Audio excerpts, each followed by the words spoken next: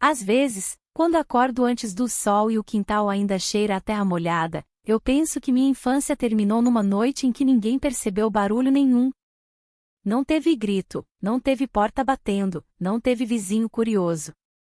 Teve só um silêncio tão pesado que parecia móvel, uma coisa que empurra a gente para dentro de si. Foi ali que eu entendi que o amor, quando vira prova, deixa de ser amor.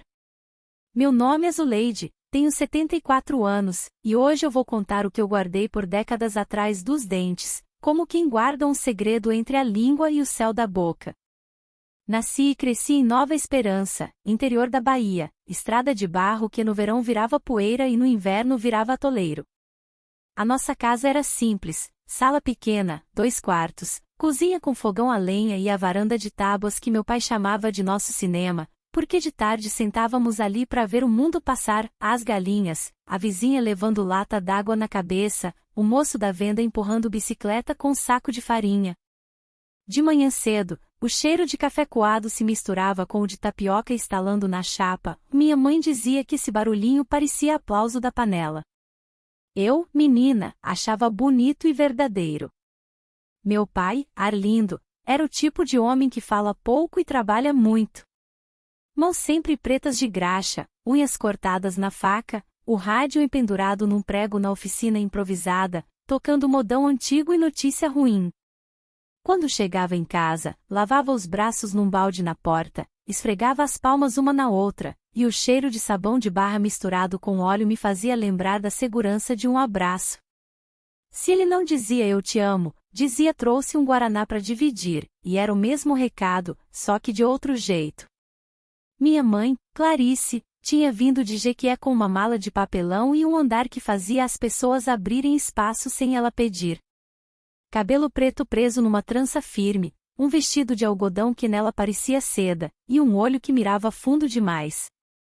A beleza dela não era dessas de revista de salão, e era uma beleza que pedia silêncio em volta. Clarice sorria pouco, mas quando sorria era sempre medindo. Tinha um jeito de segurar o prato, de sentar na cadeira, de ajeitar o pano de prato no ombro, como quem avisa que nunca se contentou com pouco. Eu a admirava e temia, do mesmo tamanho. Nos dias bons, ela me ensinava a bater bolos sem quebrar o ar, a descascar mandioca sem desperdiçar, a lavar roupa esfregando a barra do sabão na direção certa. Nos dias ruins, ela ficava na varanda, com um leque improvisado de revista velha, dizendo que o calor dali era um castigo e que a vida nos devia um lugar com vento de verdade. Ela tinha uma inteligência que não pedia licença, entrava, arrumava, desmontava. Sabia o que dizer para cada vizinha, para o moço da farmácia, para o dono da venda. Para meu pai, bastava um olhar e ele largava o garfo no meio da refeição para buscar o que fosse. Eu tinha 10, 11 anos quando entendi que, na nossa casa, quem mandava não era o dinheiro, era o humor de minha mãe. Se ela acordava num tom mais claro, o dia corria reto, se acordava escuro, tudo cambaleava. Meu pai se curvava em volta dela como árvore inclinada pelo vento. Ele a amava como quem pede desculpa por existir, e isso, quando a gente é criança, confunde a cabeça. Eu cresci achando que amor era essa coisa de se apertar até caber no outro. As conversas de calçada traziam novidades como quem traz peixe embrulhado, cheiro forte, notícia fresca. Clarice recebe carta com selo de Salvador, cochichavam. Clarice foi de tarde na cidade e voltou com um batom novo, marcavam. Clarice não pega em balde d'água, quem faz tudo é a menina. Eu fingia que não ouvia, mas o corpo é danado, as palavras que a gente não quer, ele guarda. Quando eu me abaixava no tanque para esfregar a roupa, um nó subia no estômago e eu não sabia se era fome ou vergonha. Foi por aquela época que minha mãe começou a ficar mais silenciosa. Não era o silêncio de quem está em paz, era o de quem conta passos numa estrada que só ela conhece. A tosse veio primeiro, seca, insistente, daquelas que riscam a garganta por dentro. Depois veio um cansaço sem explicação, uma falta de ar que fazia a pessoa sentar antes da cadeira. Meu pai, com a pressa dos que não querem perder, levou à cidade maior mais próxima, e eu fiquei em casa cuidando do almoço, do quintal, do rádio. Eles voltaram com um papel dobrado e uma cara que eu não reconhecia neles, a cara de quem ouviu uma sentença. Nesse tempo, Clarice ganhou uma espécie de trono, a cama. A casa inteira começou a girar em torno daquele colchão gasto, lençol estendido caprichado, a jarra d'água na cadeira de cabeceira, o prato de canja que ela beliscava com raiva de não querer. Meu pai arrumou licença, depois perdeu o emprego de vez. Vendeu a aliança, a bicicleta, a TV que só pegava com antena de bombril. Tudo pelo tratamento que talvez, quem sabe, se Deus quiser. Eu via os olhos dele brilhando não só de fé, mas de medo. E medo, quando brilha, cega. Foi ali que começaram as provas. Primeiro, as pequenas. Arlindo, queima essas fotos velhas da sua gente, isso de passado pesa. Ele acendeu o fogo no quintal e ficou olhando as caras sorridentes virarem cinza, como se apagasse nele uma história que vinha antes de Clarice. Depois, as médias. Arlindo, você não vai na oficina hoje. Fique aqui, no meu lado. Se você me ama, você fica. Ele ficava, e a casa ficava também, presa. Eu levava o tempo numa dobradura, dobrava lençol, dobrava medo, dobrava palavra. Não existia grito, mas existia fio esticado. Qualquer passo em falso fazia render. E minha mãe, mesmo exausta, começou a olhar para mim de um jeito que não combinava com o doente. Era um olhar que media não a febre, mas a forma, a altura, os ombros, o andar. Eu senti que tinha virado conta numa soma que não era minha. De noite, eu ouvia o sussurro dos dois no quarto, a voz dela fina, firme, a dele grossa, quebrando. Eu não entendia as palavras todas, mas reconhecia o peso. Parecia que ela pedia o impossível e ele procurava um jeito de dizer sim sem pronunciar a palavra. Lembro de uma madrugada quente, de vento nenhum, o teto rangendo devagar. A lamparina fazia um círculo amarelo no corredor, e eu podia jurar que via o ar tremer. Minha mãe chamou meu pai baixinho, e no chamado tinha uma doçura que me arrepiou porque eu já tinha aprendido que, na nossa casa, a doçura sempre vinha com uma cobrança. Fiquei parada no batente da porta do meu quarto, o pé colado no chão frio, o corpo dividido entre ir e ouvir. Não fui. Mas ouvi. Ouvi o tipo de conversa que não precisa de frase exata para mexer com a gente, a conversa onde amor vira prova. Depois daquela noite, tudo que parecia normal começou a parecer encenação. O prato posto, a colher batendo leve, o suspiro de quem tenta dormir, até o galho da árvore raspando no telhado me soava fingido. Meu pai andava com as mãos no bolso como quem esconde um passarinho vivo que não sabe onde soltar. Minha mãe, cada vez mais pálida, olhava pro teto como quem lê um mapa que ninguém mais enxerga. E eu, com meus 14, 15 anos, aprendi a respirar devagar para ninguém notar que eu estava acordada quando a casa queria que eu estivesse dormindo. Se você me perguntar hoje quando foi que eu percebi que a nossa vida tinha virado um quarto sem janela, eu digo, foi quando a vizinha bateu palma no portão e eu não encontrei voz para responder. A gente pensa que silêncio é ausência, mas às vezes ele é presença, ocupa a cadeira, pesa nos ombros, encosta na pele. O silêncio da nossa casa tinha cheiro, mistura de remédio, suor e roupa que secou sem vento. Eu poderia dizer que, naquele tempo, eu odiei minha mãe. Mas não seria a verdade inteira. O que eu senti era mais torto, uma estranha mistura de pena e susto, admiração e raiva, carinho antigo e medo novo. Clarice era mulher de mundo demais para caber em Nova Esperança, e talvez por isso quisesse que todo mundo coubesse nela. Meu pai, por amor, foi se tornando menor até caber. E eu, por ser filha, fui me encolhendo para não ocupar espaço nenhum. Ninguém percebe quando uma casa desaprende a rir, a gente só percebe quando tenta rir e o som não sai. Na feira, a vida seguia, cuscuz amarelo soltando fumaça, queijo coalho na brasa chiando, manga madura pingando no canto da boca das crianças. Eu comprava 2 tomates, um maço de coentro, e voltava com pressa, como se o relógio tivesse virado fruta que apodrece se a gente demora. E, no caminho, evitava olhar vitrines porque as coisas que brilham demais me lembravam minha mãe. Quando aprendi a acender o fogão de carvão sem me queimar os dedos, achei que estava virando mulher. Hoje eu vejo, eu estava virando guardiã de um segredo. Não desses que a gente conta pra melhor amiga sussurrando no ouvido, um desses que a gente guarda no corpo, nas costas duras, nas mãos sempre ocupadas, no pescoço que não relaxa. Um segredo que não tem palavra certa, só peso certo. Se eu pudesse voltar àquela varanda e dizer algo à menina que eu fui, diria baixinho, pra não acordar ninguém, não confunda prova com amor. Mas eu não sabia. E o que eu não sabia, meu corpo sabia, por isso eu dormia de lado, as mãos entre os joelhos, como quem segura o próprio medo para ele não cair no chão. Foi assim que começou. Sem fogos, sem vizinho, sem polícia, sem sermão de igreja. Começou quando minha mãe transformou o amor em balança e meu pai aceitou subir nela. Começou quando, dentro da nossa casa pequena, cada gesto passou a ter preço.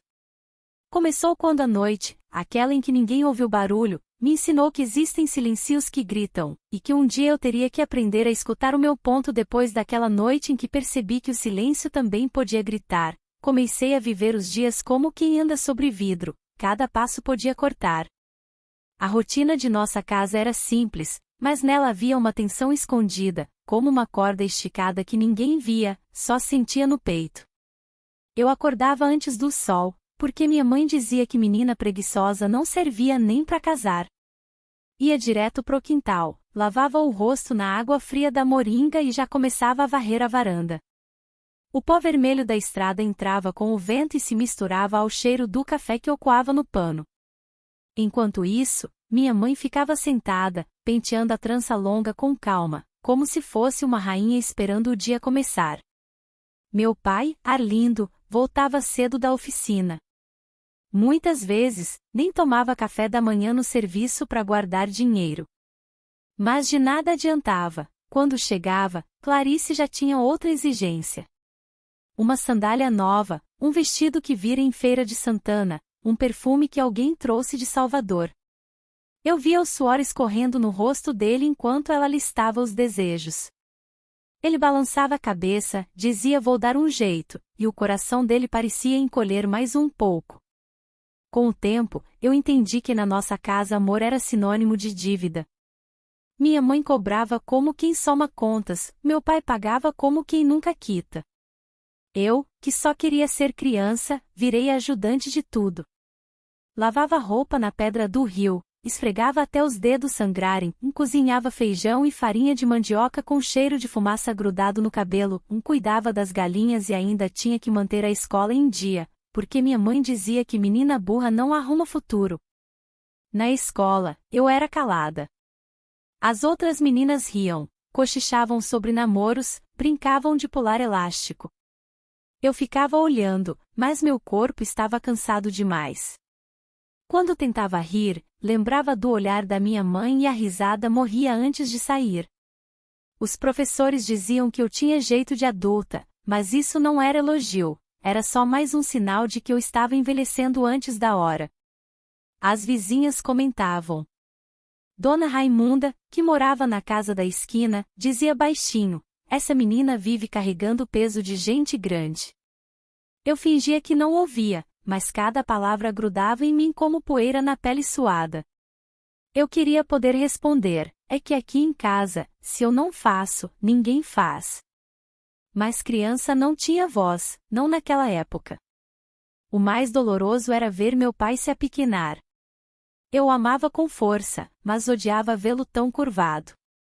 Às vezes, quando ele tentava brincar comigo, arremessando uma bola de meia no quintal, minha mãe interrompia, Arlindo, larga isso, vá buscar água no pote. E ele largava, sem discutir. Eu ficava segurando a bola, sentindo que até a infância estava sendo roubada de mim. Minha mãe tinha um dom perigoso, sabia mexer com a culpa dos outros. Dizia que tinha largado tudo na Bahia para viver com meu pai em Nova Esperança, que podia estar em outro lugar, em outra vida, mas escolhera ficar ali por amor. Sempre falava essa palavra com um gosto estranho, como se fosse moeda que ela mesma fabricava. E meu pai acreditava, cada vez mais cego. Eu comecei a carregar um medo que não sabia explicar. Não era medo de apanhar ou de castigo, era medo de um abismo invisível que parecia crescer dentro da nossa casa. Eu sentia no corpo, um frio no estômago, uma vontade de desaparecer quando minha mãe me olhava por tempo demais. Era como se eu fosse parte de um jogo que eu não entendia, mas já sabia que iria perder. Lembro de uma vez em que ela me chamou para dentro do quarto, fechou a porta e me mandou pentear o cabelo dela. O quarto cheirava a remédio e a perfume barato misturado. Eu fiquei em pé atrás da cadeira, passando o pente devagar, e ela olhava pelo espelho, fixo em mim, um olhar que não era de mãe. Senti meu rosto queimar e meu corpo endurecer. Ela riu, baixinho, e disse: "Você está crescendo depressa, Zuleide." Eu quis fugir, mas minhas mãos continuaram no pente, obedientes. Foi naquele período que comecei a sonhar acordada. Imaginava um lugar longe, talvez Salvador, onde ninguém me conhecesse, onde eu pudesse caminhar sem sentir o peso dos olhos de minha mãe ou a humilhação de meu pai. Mas logo acordava pro cheiro de feijão queimando ou pro chamado dela na varanda. A realidade me puxava de volta como corda no pescoço. Com 14 anos, eu já sentia o corpo diferente, e isso me dava mais medo. As pessoas comentavam que eu estava virando moça. Minha mãe olhava para mim de cima a baixo e suspirava, como quem mede uma peça de roupa. Eu não entendia, mas sabia que tinha algo errado nesse olhar. Meu pai desviava os olhos, e isso doía ainda mais. Parecia que ele também percebia, mas preferia fingir que não via. A casa virou um lugar de sombras. À noite, o vento passava por frestas e fazia render as telhas, mas o que me acordava não era o vento, era o murmúrio deles no quarto. Vozes baixas, segredos que eu não queria ouvir, mas que entravam pelos meus ouvidos mesmo assim. Meu corpo reagia antes da mente, suor frio, respiração presa, coração disparado. Era como esperar uma tempestade sem saber de onde ela viria. E foi nesse cenário, entre panela de barro, lençol úmido e silêncio pesado, que comecei a entender: minha infância tinha acabado. Não houve festa de 15 anos, não houve vestido novo, não houve dança na praça. Houve só trabalho, medo e uma sensação crescente de que minha mãe estava preparando algo que mudaria para sempre nossas vidas. E eu, sem saber como, já pressentia: quando essa mudança chegasse, ninguém iria me proteger. Eu teria que sobreviver sozinha, mesmo ainda sendo só uma menina. Quando penso nos meus 14, 15 anos, não vejo vestidos floridos nem fitas no cabelo, como as outras meninas da rua. O que eu lembro são as mãos sempre molhadas de sabão, o cheiro de roupa estendida, a fumaça do fogão de lenha grudada nos meus cabelos. Eu não tive adolescência, tive serviço. E serviço sem fim. Acordava antes do galo cantar. Primeiro varria a varanda, depois botava água no pote grande de barro, que já amanhecia vazio porque meu pai passava a noite acordado, indo e voltando do quarto da minha mãe. Depois, ia buscar lenha. O sol ainda não tinha nascido, mas a minha pele já ardia do peso do feixe de galhos nas costas. Enquanto isso, minha mãe ficava deitada, a tosse seca rasgando o peito, mas os olhos atentos, como se vigiasse se eu fazia tudo certo. Minha mãe não cuidava da casa. Dizia que mulher bonita não foi feita para se desgastar em tanque ou fogão. Ela se arrumava até para ficar sentada na cadeira da varanda. Eu, ao contrário, tinha sempre as unhas cortadas rentes, a pele dos dedos rachada de tanto esfregar roupa na pedra. Meus joelhos viviam marcados do chão duro, e o cheiro que me acompanhava era de sabão em pó e fumaça. Quando me olhava no espelho do armário velho, via uma menina com corpo de mulher, mas com os olhos cansados de gente adulta. Era eu quem cozinhava. Aprendi cedo a medir o sal no olho, a sentir o ponto do feijão pelo cheiro, a virar a tapioca sem deixar quebrar. Minha mãe só provava a comida. Se estivesse sem gosto, ela reclamava, se estivesse boa, dizia que era obrigação. Nunca um elogio. Nunca um afago. O carinho que eu tinha vinha das panelas quando chiavam, das galinhas quando ciscavam perto dos meus pés. Na escola, eu já ia menos. Muitas vezes faltava porque tinha que lavar as roupas ou buscar remédio para minha mãe. Os professores começaram a me olhar com pena, mas não perguntavam muito.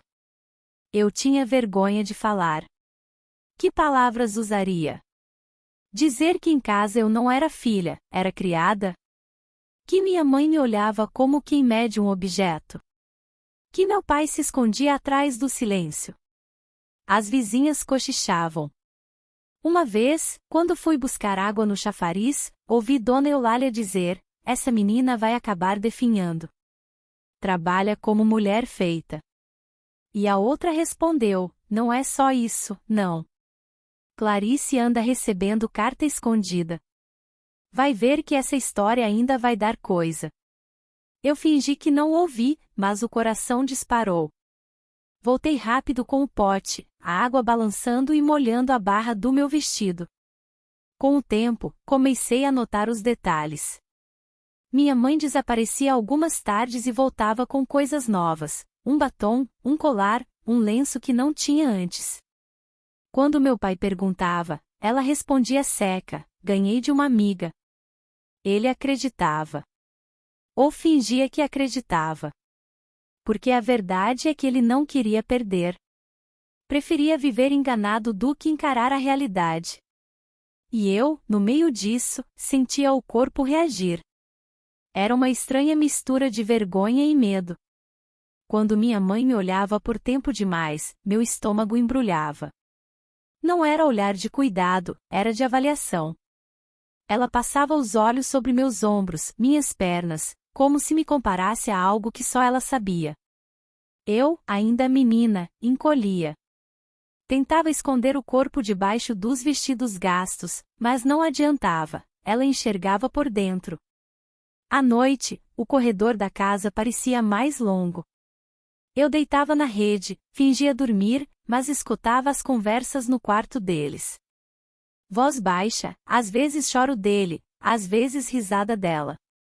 Meu corpo reagia como se soubesse que havia perigo no ar, mesmo sem entender as palavras todas. Suor frio, a respiração curta, o coração batendo no pescoço. Era como viver na beira de um precipício, sem saber se o próximo passo ia ser queda. Meu pai estava cada vez mais abatido. Magro, curvado, sem brilho no olhar. Ele dizia que estava cansado da oficina, mas eu sabia que era mais do que isso. Era como se minha mãe sugasse a vida dele um pouco por dia. E quanto mais fraco ele ficava, mais ela parecia satisfeita. Era como se a doença tivesse dado a ela uma força diferente, não física, mas de controle. Eu queria gritar. Queria perguntar por que ele aceitava tudo. Queria sacudir os ombros dele e dizer: pai, ela está acabando com a gente. Mas as palavras morriam antes de sair. Criança não se metia em assunto de adulto. E eu carregava esse peso, a consciência de que minha casa não era um lar, mas uma armadilha. O que mais me assombrava era a sensação de que eu estava sendo preparada para algo. Não sabia o que, mas sentia no corpo. Era um pressentimento constante, como o de quem sabe que a tempestade vai chegar mesmo sem olhar o céu. Minha mãe me observava com olhos calculistas, meu pai, com olhos perdidos. Eu, sozinha, já não sabia a quem recorrer. Foi nesse tempo que aprendi a calar. O silêncio virou meu escudo. Eu não respondia às vizinhas, não falava dos meus medos na escola, não dizia nada quando minha mãe me usava como serviçal. Guardava tudo dentro de mim, como quem guarda brasas num pano molhado. Só que, por dentro, essas brasas queimavam.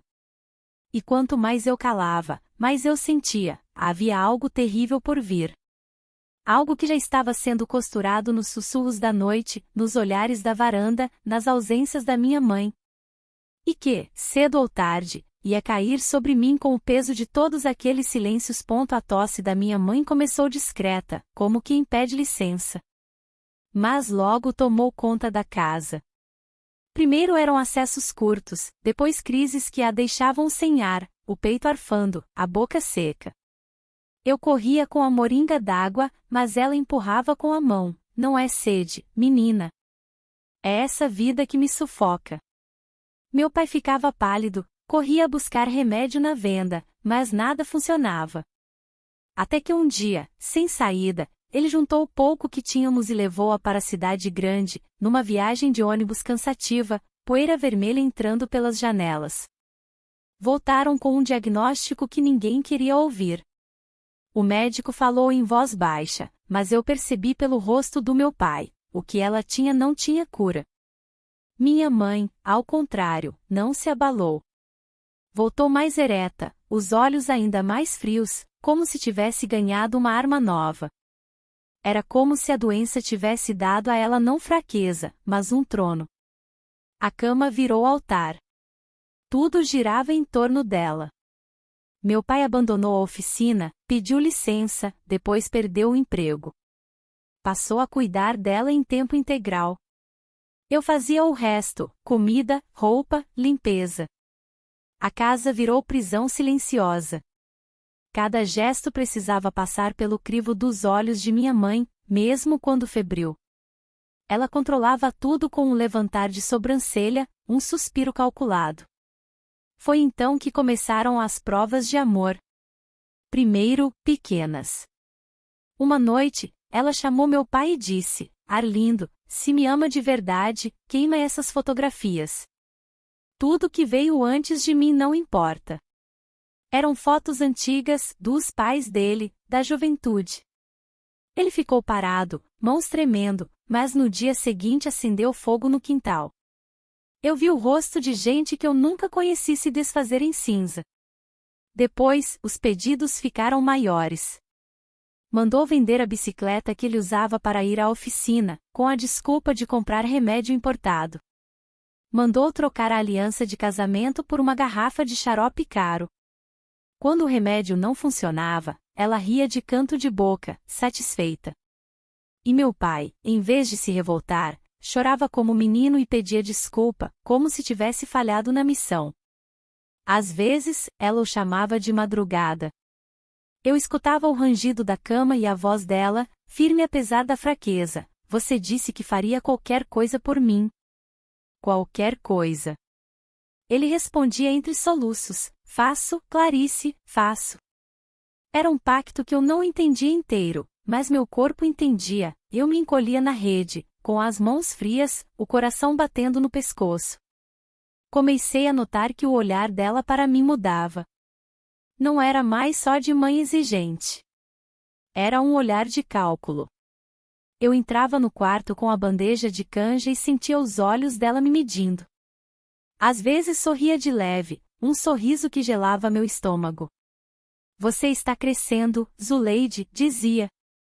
Logo vai ser mulher de verdade. Eu fingia não ouvir, mas as palavras grudavam na pele como poeira de carvão. Meu pai também percebia algo, eu acho. Mas ele desviava os olhos. Vivia curvado, os ombros cada vez mais pesados. Já não tinha voz própria, era a extensão dela. Se ela pedia, ele corria. Se ela chorava, ele se ajoelhava. A doença não a tornou frágil, a tornou rainha absoluta. E nós dois, pai e filha, viramos súditos. As vizinhas notavam mudanças. Dona Raimunda comentou na feira: Clarice anda cada vez mais mandona, mesmo de cama. Outra respondeu: doente não devia ter tanta força assim. Aquilo não é só fraqueza, é vontade de ferro. Eu fingia que não ouvia, mas sentia calafrio. Foi também nesse tempo que aprendi a trabalhar calada. Eu me movia pela casa como sombra, limpava, cozinhava, passava, sem emitir som. O silêncio era meu escudo. Mas dentro de mim crescia o medo. Era um medo sem nome, que me acordava no meio da noite, que me fazia prender a respiração quando ouvia a tosse dela seguida de ordens sussurradas.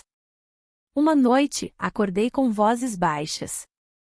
Levantei devagar e fui até o corredor.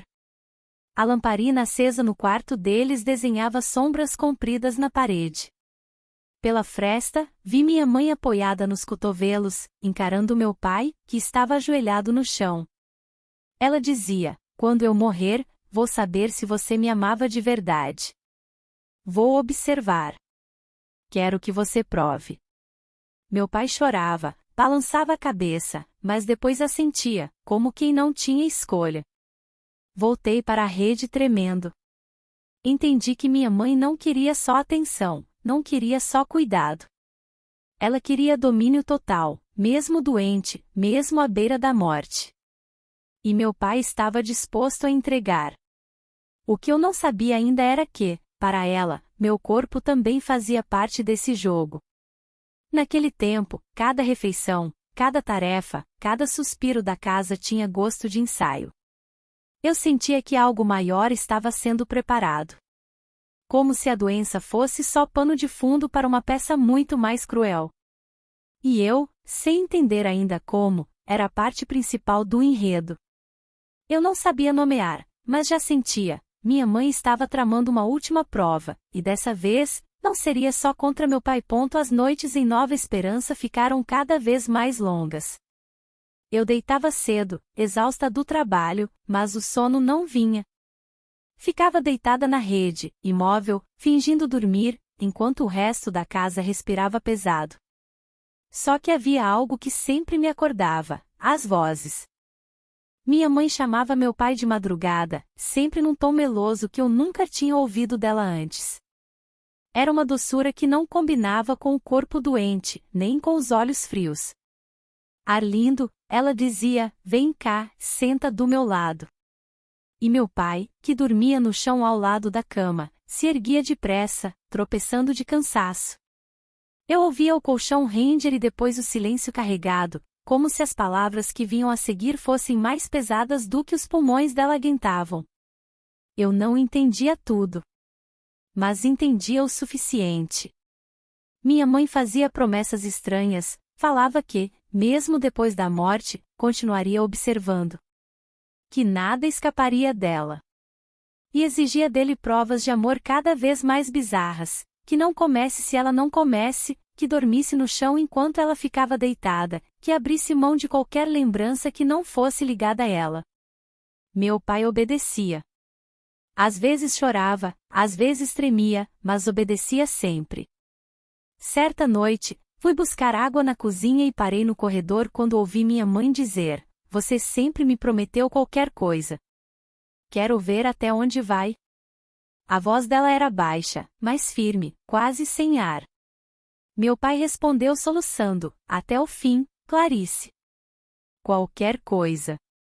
Eu fiquei parada, com a moringa na mão, o coração disparado. A sensação era de que eu tinha escutado uma sentença, mas não sabia qual seria o castigo. A partir daquele dia, comecei a sentir que meu corpo estava sendo arrastado para dentro dessa promessa. O olhar de minha mãe sobre mim era diferente, pesado, avaliador. Não era mais a bronca de mãe nem a frieza habitual, era cálculo. Quando eu entrava no quarto com a bandeja de comida, ela me observava de cima a baixo, como se cada pedaço de mim tivesse serventia em algum plano secreto. Meu pai também mudou. Andava pela casa como sombra. As mãos dele não paravam quietas, tremiam, se entrelaçavam, escondiam-se nos bolsos. Às vezes ele me chamava pelo nome e ficava olhando sem dizer nada, como se quisesse pedir desculpa por algo que ainda não tinha feito. Eu desviava os olhos, fingia não notar, mas dentro de mim crescia um medo que não cabia mais. O silêncio era a arma deles. Tudo acontecia atrás de portas semicerradas, de conversas sussurradas. E eu, que fingia dormir, era testemunha invisível. O que mais me apavorava não era o que era dito, mas o que ficava no ar, nas pausas, nas frases interrompidas. Parecia que havia sempre algo que não ousavam pronunciar, mas que ambos entendiam perfeitamente. Eu comecei a me vigiar. Meus gestos ficaram contidos, caminhava devagar para não fazer barulho, mantinha os olhos baixos, escondia o corpo em vestidos largos.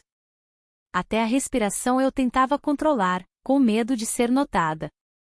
Mas, por dentro, meu coração martelava como se fosse explodir. Lembro de uma madrugada especialmente quente.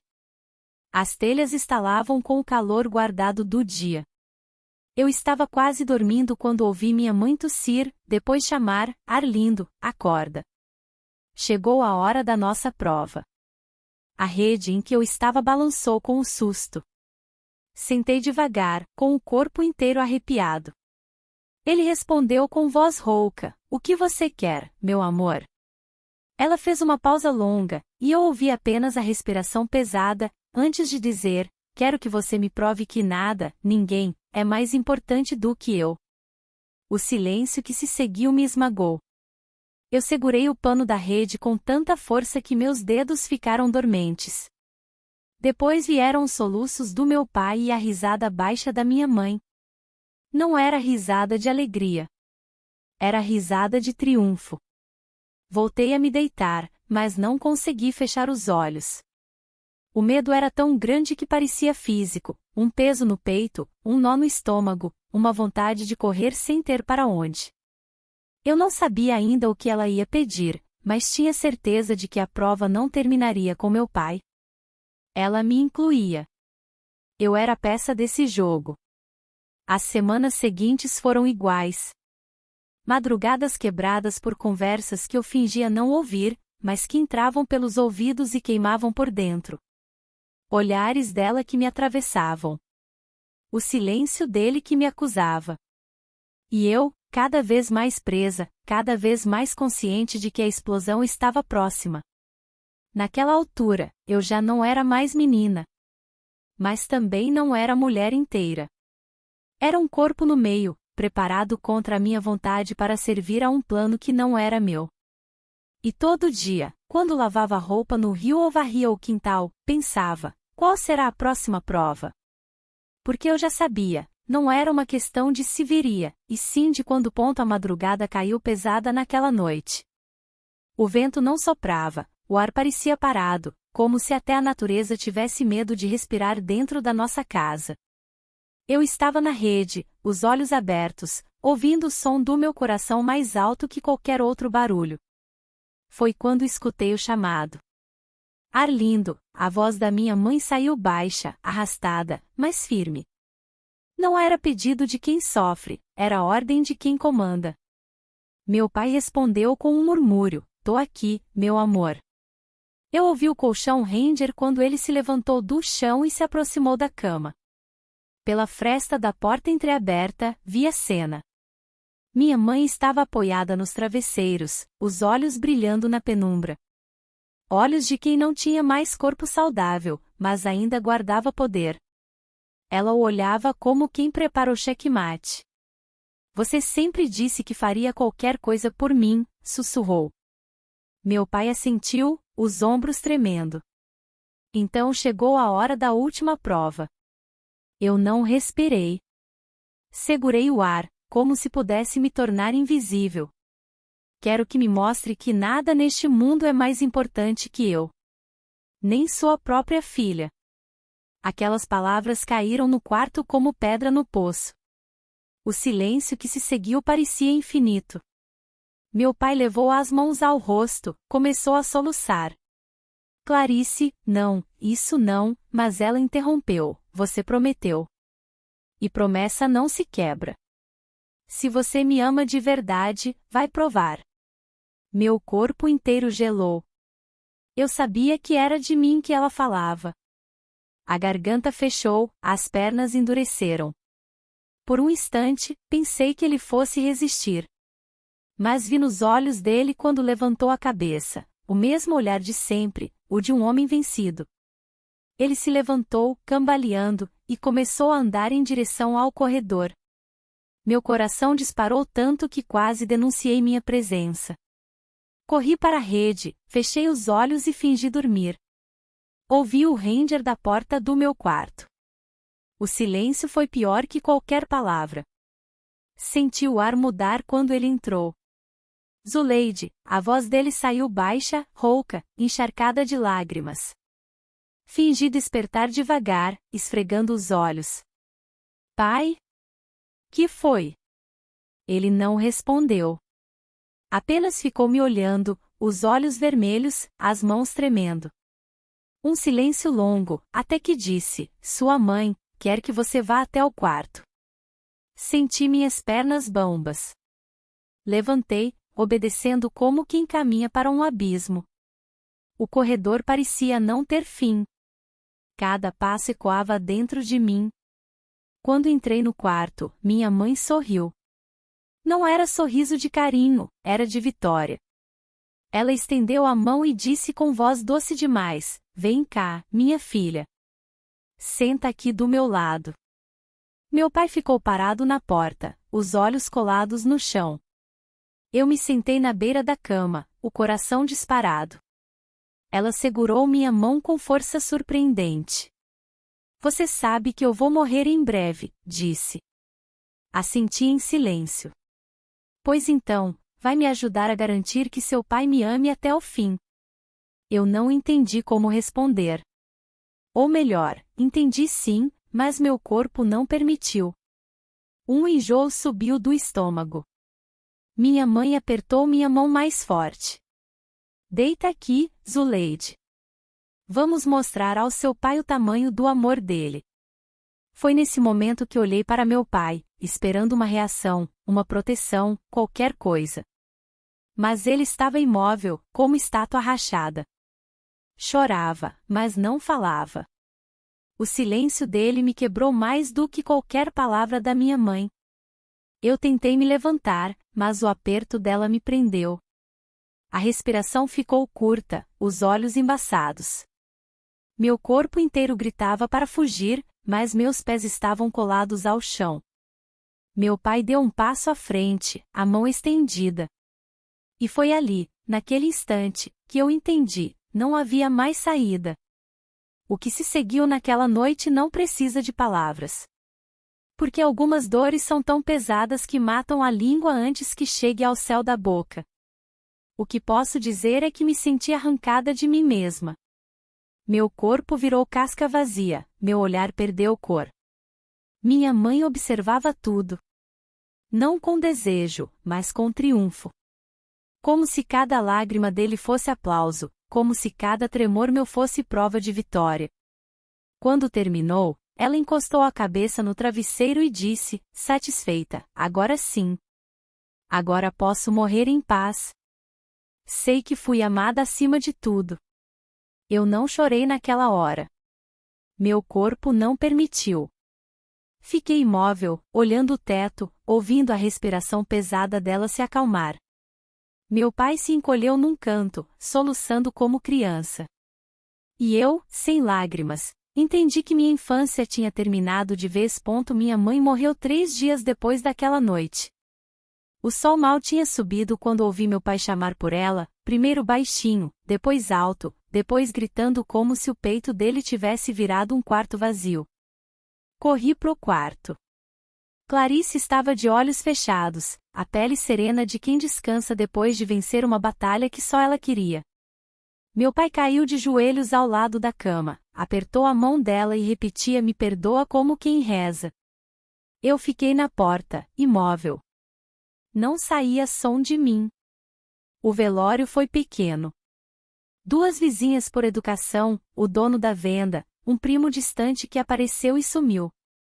A casa cheirava a vela e a café fraco.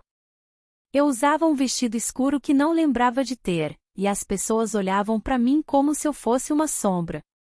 No cemitério, meu pai precisou ser segurado por 2 homens quando baixaram o caixão.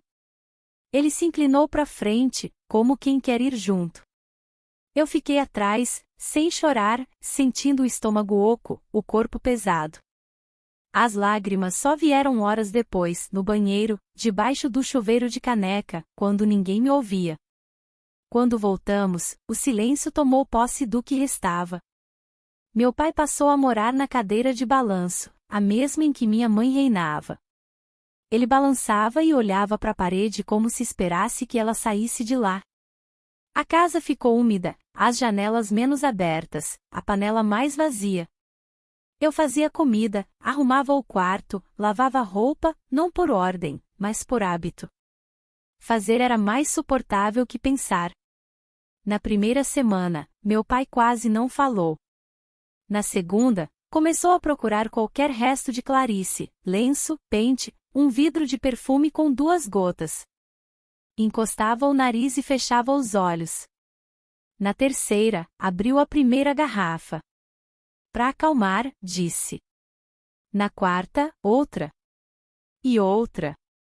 A cachaça pousou onde a voz dela tinha ficado, ocupou espaço, ditou horário, tirou sono. Ele mudou.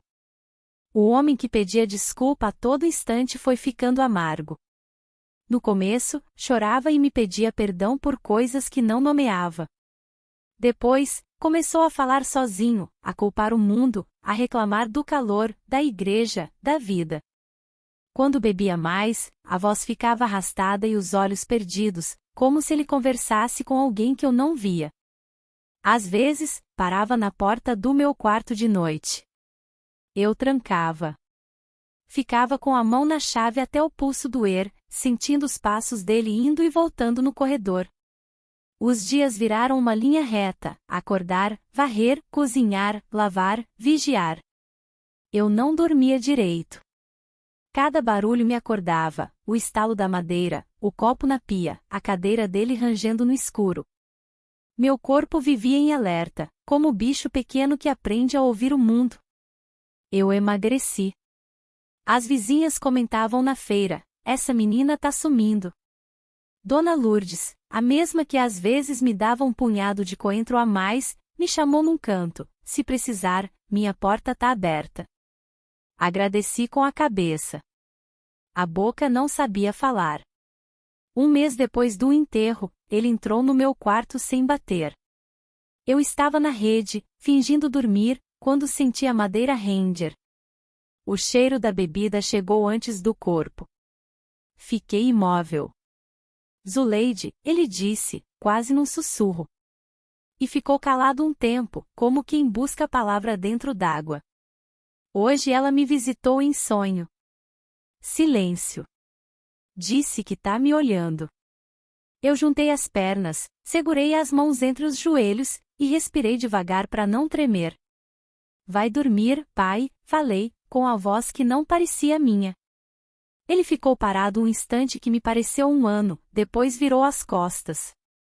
Só quando ouvi o copo bater na mesa da sala foi que minhas pernas se soltaram. Na manhã seguinte, eu decidi trancar a porta todas as noites. A chave virou meu amuleto. Eu a carregava num cordão improvisado, escondida por dentro do vestido. Comecei a mover os móveis de lugar, afastando a cômoda da janela, empurrando a cama um pouco para longe da porta, como se isso pudesse mudar a geografia do medo. Não mudava, mas me dava a sensação de que eu não era só alvo. Eu queria ir embora. O pensamento vinha como vento quente no rosto, de repente: Salvador. Um nome que sempre apareceu nas conversas da feira como promessa de trabalho e mar. Mas como sair? Eu tinha 18 anos, nenhum dinheiro, nenhum parente que me esperasse. Meu pai não me deixaria. E a cidade lá fora conhecia meu rosto, mas não a minha história, e eu não tinha força para contá-la. Foi Dona Lourdes quem abriu uma fresta. Numa tarde de sábado, ela bateu palma no portão e trouxe uma sacola com os pães, um pedaço de queijo. Aceita. Fiz a mais, disse. Entrou, olhou a sala em silêncio, repara a garrafa meio escondida, a cadeira balançando sozinha com o vento. Como você tá, filha? Meu tô bem não convenceu. Ela suspirou, baixou a voz. A sobrinha de uma comadre minha tá trabalhando em Salvador, de doméstica, numa casa boa, gente direita. Se você quiser, eu posso perguntar. Meu corpo respondeu antes de mim. Quero. A palavra saiu pequena e muito certa. Quero. Nas semanas seguintes, a casa continuou igual por fora, mas dentro de mim algo mexeu. Eu passei a separar algumas roupas, 2 mudas, um vestido melhor, uma blusa de domingo, e esconder numa sacola dentro do armário, atrás dos lençóis. Juntei moedas num pote de plástico, vendi discretamente 2 bordados que eu fazia à noite para a dona do armarinho da praça. Ela me pagou pouco, mas era um começo. Cada real no pote era um degrau. Meu pai percebeu que eu me movia diferente. Uma noite, apareceu no corredor e encostou na parede, como quem guarda uma esquina. Você anda calada demais, ele falou, como se fosse novidade. Eu sempre fui. Ele riu sem humor. Ela gostava quando você cantava lavando roupa. A menção à minha mãe me gelou. Boa noite, pai. Fechei a porta. Ouvi ele ficar parado por um tempo, depois ir embora arrastando os pés. Dona Lourdes trouxe notícias. A patroa de Salvador precisa de alguém. Diz que paga direitinho, dá lugar para dormir, comida, e deixa estudar à noite se quiser. Eu apertei a sacola com as 2 mãos. Quando? Semana que vem. Se você topar. Topar eu topei. O problema era sair. Planejei como quem borda, ponto por ponto. Na sexta-feira, o armazém recebe as cargas e meu pai costuma beber mais cedo. Eu faria a janta simples, deixaria pronta, fingiria dor de cabeça e me deitaria cedo. À meia-noite, quando a casa finalmente dorme, pegaria a sacola, o pote de moedas, um documento e sairia pelo fundo, pela portinhola que dava pro beco dos fundos, quase sempre esquecida. Dona Lourdes prometeu me esperar no terreiro dela com um lençol pendurado, sinal combinado, e, de lá, iríamos para o ponto de ônibus ainda no escuro. Ela tinha até arranjado um pouco de dinheiro emprestado com a amiga da igreja pro bilhete. Chegou a sexta. Passei o dia mudo por dentro. O corpo fazia automático, lavar, cortar, temperar, varrer. Menos palavra, mais respiro. Ao anoitecer, meu pai chegou cambaleando, a camisa fora da calça. Sentou na cadeira de balanço, mas dessa vez não ficou. Levantou e veio até mim na cozinha. Hoje faz 1 mês, disse, encarando o chão. 1 mês que ela foi. Eu concordei com um aceno. Ele encheu um copo, virou de uma vez. A gente tem que homenagear quem amou a gente de verdade. A frase bateu em mim como pedrada. Vou me deitar, pai. Tô com dor na cabeça. Não esperei resposta. Fechei a porta do quarto, encostei a testa na madeira e contei até 100, como se número fosse reza. O céu lá fora clareava e escurecia com as nuvens grossas. Esperei. A casa rangia nos lugares de sempre. 1 vez, 2, 3. O rádio da sala chiou, foi desligado. O copo tocou a mesa mais de 1 vez. A cadeira parou de render. Quando o relógio antigo bateu 12 pancadas, eu respirei fundo. Peguei a sacola, o pote de moedas, o documento e a chave. Abri a porta devagar. O corredor cheirava a cachaça e ao desinfetante que eu tinha passado de tarde. Passei pela sala. Meu pai dormia torto, a cabeça pendida, a mão aberta no braço da cadeira. Parei por um segundo que doeu. Era meu pai. E era também o homem que tinha deixado a casa virar o que virou. Senti uma vontade velha de pedir que ele levantasse e me protegesse. Passou. Fui até o fundo, empurrei a portinhola com 2 dedos, para não render. O quintal estava frio, as estrelas escondidas. Pulei o degrau, fechei atrás de mim e caminhei pelo beco. Quando dobrei na rua de Dona Lourdes, vi o lençol pendurado, branco no escuro. Ela estava de pé, com um casaco nos ombros e uma bolsa na mão. Vamos, filha, disse, sem drama. Antes que amanheça. No caminho até o ponto, cada cão que latia me fazia estremecer. Eu andava abraçada na sacola com força, como se dentro dela estivesse não roupa, mas ar. O ônibus chegou com o barulho conhecido, e a luz amarela dentro dele me pareceu coisa de outro mundo. Subi o degrau com as pernas bambas. Sentei na janela. Dona Lourdes apertou minha mão e disse: "Lá na frente você pode mandar notícia. Se quiser." Eu balancei a cabeça. Quando o ônibus arrancou, Nova Esperança ficou para trás como fotografia que a gente guarda no fundo da gaveta, mas sente o peso mesmo assim. Eu não chorei. Não porque não doía, mas porque eu precisava guardar a força pro que vinha. O vidro estava frio na minha testa. O horizonte ainda era noite. O motor fazia um barulho contínuo, e eu pensei que talvez fosse isso que liberdade faz primeiro, barulho. Eu não sabia como ia ser. Não sabia se a patroa de Salvador seria mesmo gente direita, se eu ia conseguir estudar à noite, se o medo ia me deixar em paz algum dia. Só sabia que eu tinha saído. E sair, naquela hora, era mais que um verbo, era respiração. Eu sobrevivi até ali. Agora, eu precisava aprender a viver. A viagem durou horas que pareciam dias. A estrada serpenteava entre mato, poeira e o som das cigarras que entrava pela janela. Eu encostava a testa no vidro, tentando acreditar que não voltaria.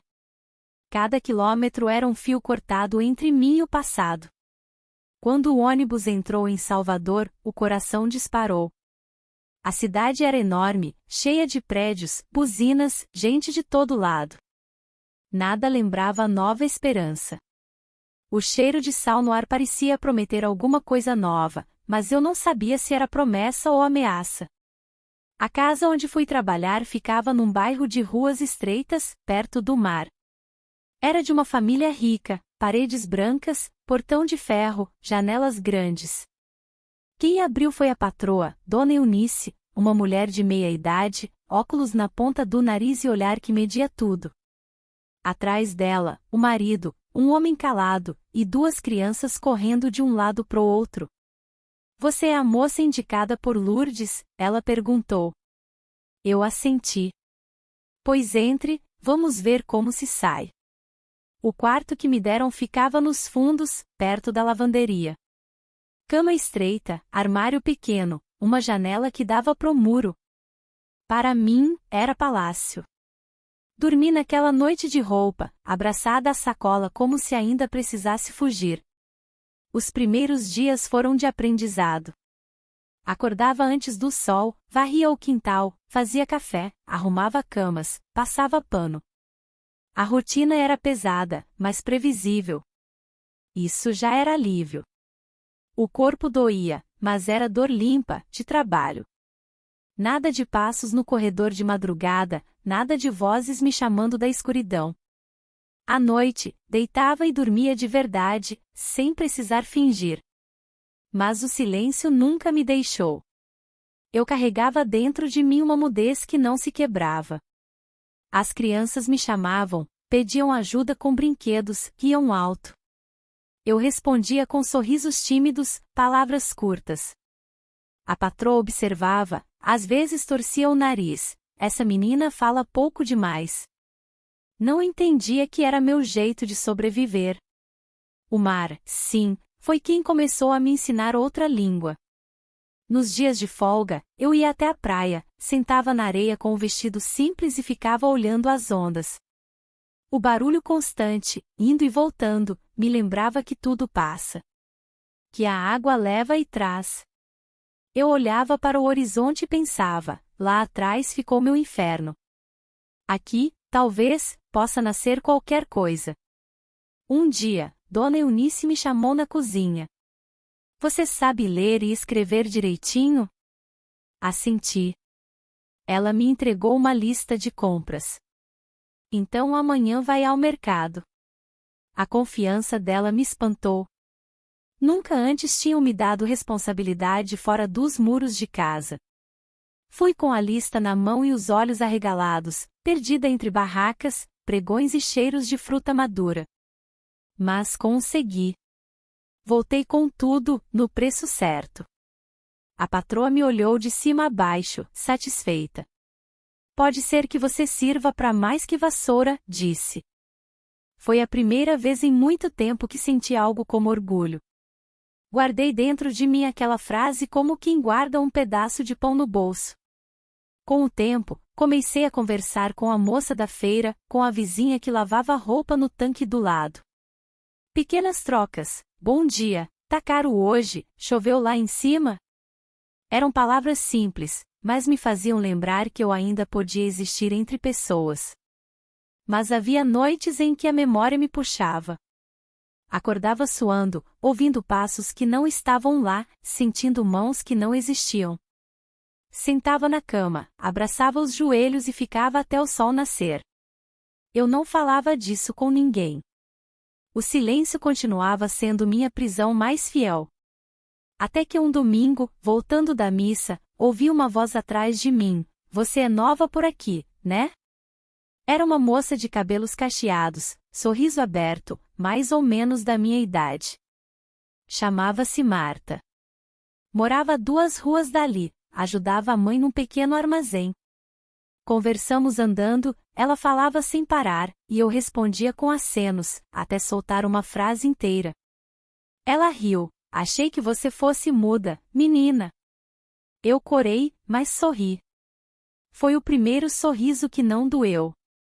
A amizade com Marta foi minha primeira fresta. Com ela, aprendi a andar sem tanto medo, a falar frases mais longas, a rir de pequenas coisas. Mas também aprendi a desconfiar menos, e isso, no fundo, me deixava dividida. Porque confiar era também abrir caminho para novas feridas. Ainda assim, Salvador me deu chão. Não apagou minhas cicatrizes, mas me deu rua, me deu trabalho, me deu mar.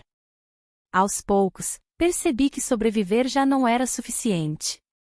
Eu precisava aprender a viver. E viver, naquele tempo, significava continuar calada sobre o que ficou em Nova Esperança, mas também significava arriscar pequenos passos novos. Um de cada vez. Foi assim que, mesmo sem perceber, comecei a construir uma vida. Mas a sombra do que vivi nunca deixou de me acompanhar. No começo parecia que a vida finalmente tinha encontrado um ritmo suportável. Eu acordava cedo, trabalhava até a exaustão, e à noite, deitava com o corpo pesado, mas a cabeça um pouco mais leve. A amizade com Marta me dava alguma cor, e até Dona Eunice, apesar do olhar desconfiado, já não me tratava como se eu fosse invisível.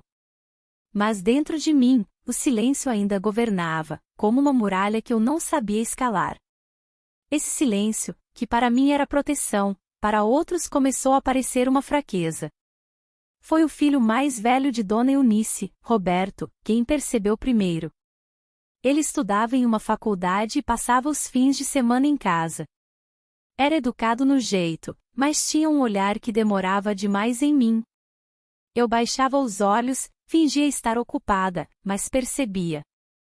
Ele perguntava coisas que ninguém mais perguntava. Você tem namorado? Já saiu para dançar? Quantos anos tem mesmo? Perguntas simples na boca dele viravam anzóis. Certa noite, quando todos já estavam recolhidos, eu ainda estava na cozinha, lavando a louça. Roberto entrou devagar, encostou-se no batente e ficou olhando. O cheiro de álcool vinha dele, misturado com perfume caro. Você é diferente, sabia? Disse. Eu não respondi. Continuei lavando, as mãos tremendo sem que a água escondesse. Não fala muito, mas os olhos falam. A frase me cortou por dentro, porque eu sabia que os olhos guardavam coisas que ninguém deveria ver. Ele deu 2 passos para dentro. Eu segurei um prato com força, como se fosse escudo. Não precisa ter medo, murmurou. Eu só quero conversar. Conversar, para ele, era outra coisa. Senti o ar mais pesado, como naquelas noites em que meu pai rondava o corredor. O corpo reagiu antes de mim, um frio subiu pelas costas, a respiração ficou curta. Deixei o prato cair na pia e fingi pressa. Preciso fechar a cozinha, boa noite. Saí sem olhar para trás, com o coração aos pulos. No dia seguinte, ele agiu como se nada tivesse acontecido. Cumprimentou-me com naturalidade diante da mãe, sorriu para o pai.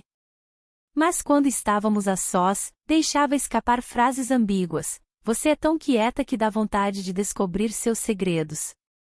Eu fingia não ouvir, mas o medo voltava a ser meu companheiro de quarto. A diferença é que agora eu tinha Marta. Certa tarde, quando fomos à feira juntas, desabafei parte da angústia. Não contei tudo, mas soltei. Às vezes, tem gente que acha que silêncio é convite. Ela me olhou séria, encostou a mão no meu braço. Se ele te incomodar, fala comigo. Ou com a patroa. Não guarda.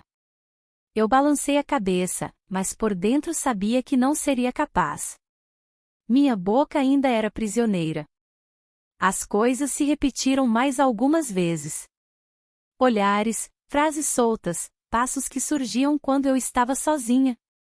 E eu, cada vez mais tensa, trancando o quarto à noite, dormindo de roupas pesadas, como se tecido fosse muralha. Até que um dia, numa manhã de domingo, a situação explodiu. Eu estava estendendo roupa no quintal quando ele apareceu. Posso ajudar? Disse, já pegando um lençol. Não precisa, respondi seca. Ele sorriu, aproximou-se demais, esticando o pano comigo.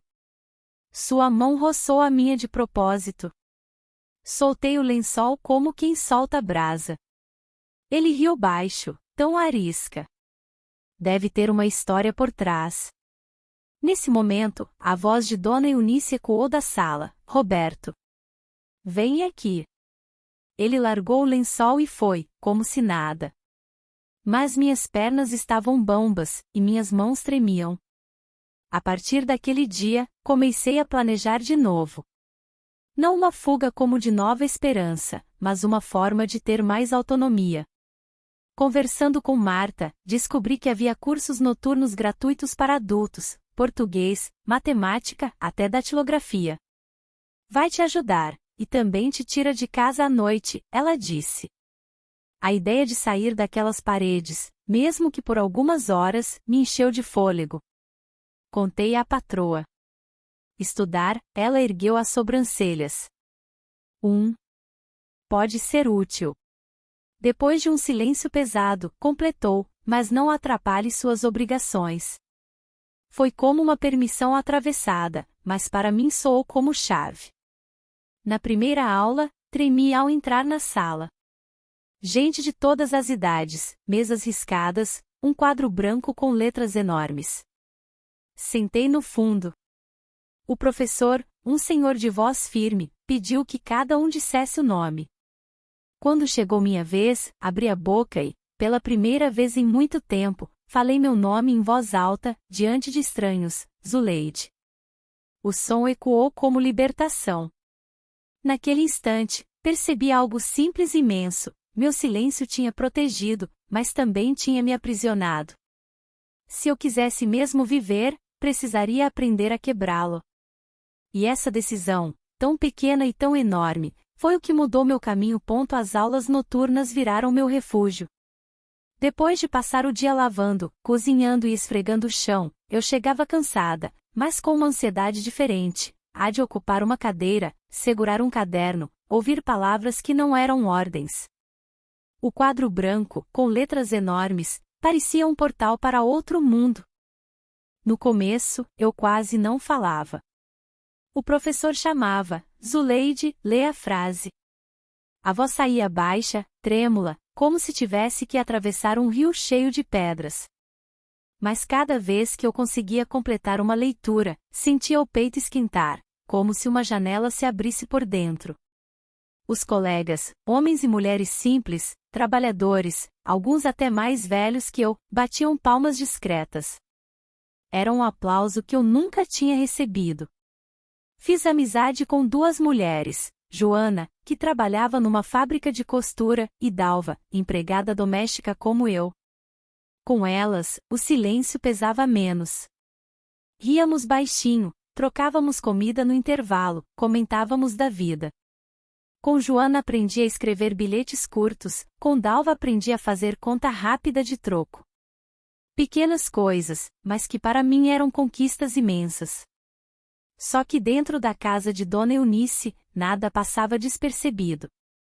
Ela começou a reparar que eu chegava mais tarde, que às vezes lia um caderno no quarto, que respondia com mais firmeza. Um dia, durante o café, comentou em voz alta: "Essa menina anda se achando. Antes era quietinha, agora até responde." O tom era de ironia, mas havia algo de incômodo ali. Roberto também notou. Um sábado, cruzou comigo no corredor e disse: "Então agora você é estudante?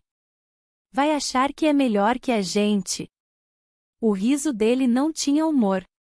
O que ele queria, eu sabia, era me lembrar de onde eu vinha e qual era meu lugar. Comecei a sentir dois pesos. De um lado, a escola me levantava, me dava chão novo, de outro, a patroa e o filho tentavam puxar de volta para o buraco. Era como andar em corda bamba.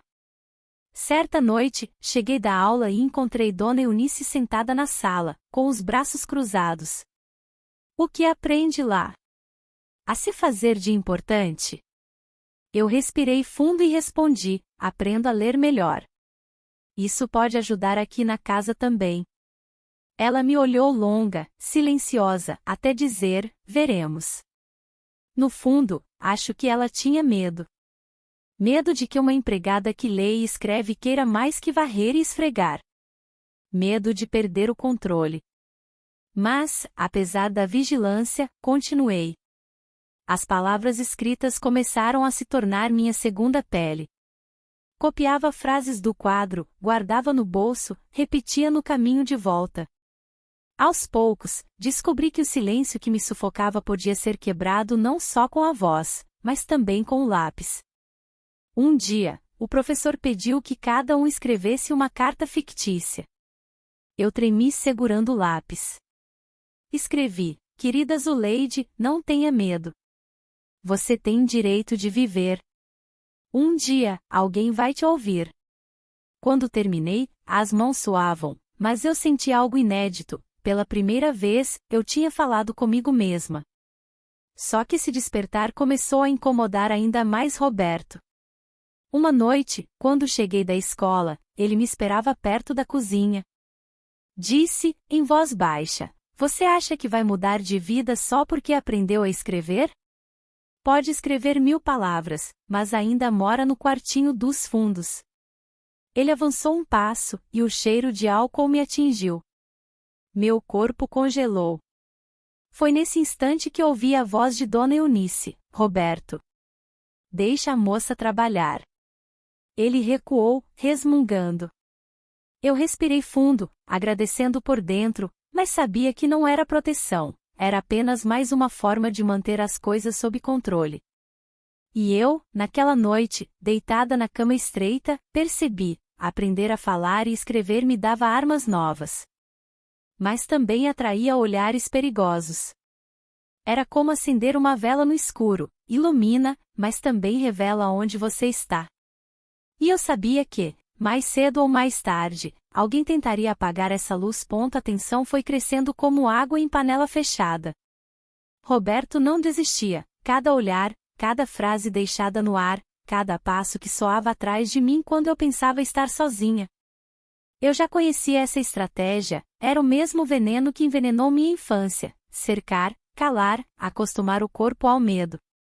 Na escola, eu aprendi a conjugar verbos, a somar números, mas o que realmente treinava era a coragem de usar a voz. Escrever frases no caderno me dava um tipo de ensaio para a vida. Comecei a perceber que a palavra podia ser muralha, não só ferida. A ameaça clara veio numa noite de chuva. A família tinha saído para um jantar, só Roberto tinha ficado em casa. Eu estava na cozinha, secando pratos, quando senti sua presença atrás de mim. Não precisei olhar. O corpo todo se enrijeceu, como bicho que fareja perigo.